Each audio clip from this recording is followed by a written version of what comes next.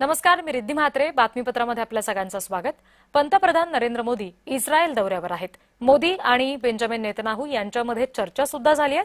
भारत इस्रायल संबंध आणखी दृढ होणार. ज्यू समुदायाचे भारताच्या प्रगतीमध्ये योगदान आहे असं मोदी म्हणाले. भारत दीर्घकाळापासून दहशतवादानं ग्रस्त असल्याचं विधान सुद्धा यावेळी त्यांनी केलं.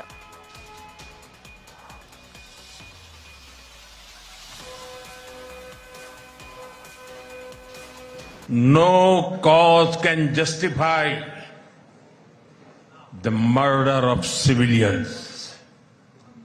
Nothing can justify terrorism.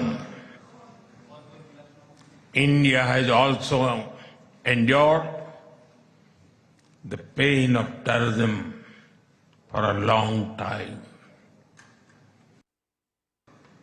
India stands with Israel firmly, with full conviction in this moment and beyond.